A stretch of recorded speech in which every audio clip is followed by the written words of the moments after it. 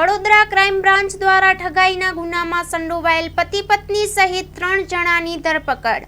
વડોદરા શહેર ક્રાઇમ બ્રાન્ચે હરણી વિસ્તારમાં થયેલ 5 લાખથી વધુના સોનાના દાગીના અને રોકડ રકમ સાથે થયેલી ઠગાઈના ગુનામાં સંડોવાયેલ પતિ પત્ની અને ઓટો રિક્ષા ચાલકને ઝડપી પાડ્યા।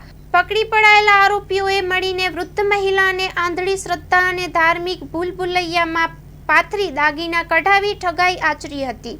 પ્રાપ્ત માહિતી મુજબ વૃદ્ધ મહિલાને રસ્તામાં રોકી ઘરમાં શાંતિ માટે દાગીના થેલીમાં મૂકો તેવી વાતો કરીને દાગીના ઠગાઈથી લઈ લીધા। આરોપીઓએ મહિલાની બંગડી, ચેન અને વીંટી સહિત રૂપિયા 5,19,500ના દાગીના મેળવીને નાસી ગયા હતા।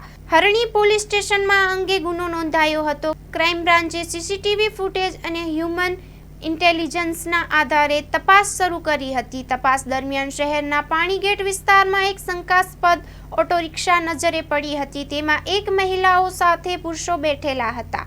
અટકાયત બાદ પૂછપરછમાં આરોપીઓએ ગુનો કબૂલી લીધો। આરોપીઓ પાસેથી સોનાની 9 વીંટી, 3 મોબાઈલ ફોન, કુલ રૂપિયા 39,200 રોકડ અને ગુનામાં ઉપયોગમાં લેવાયેલી ઓટો રિક્ષા કબજે કરવામાં આવી। આરોપીઓ અગાઉ પણ ગુજરાત અને મહારાષ્ટ્રના અનેક શહેરોમાં ચોરી અને ઠગાઈના ગુનાઓમાં સંડોવાયેલા હોવાની માહિતી મળી છે। એ લોકો ગુજરાતના વિવિધ શહેરોમાં વૃદ્ધો અને શ્રદ્ધાળુઓને નિશાન બનાવી ઠગાઈ કરતા। સમગ્ર કાર્યવાહી વડોદરા શહેર પોલીસ કમિશનર શ્રી તેમજ ક્રાઇમ બ્રાન્ચના અધિકારીઓના માર્ગદર્શન હેઠળ કરવામાં આવી હતી।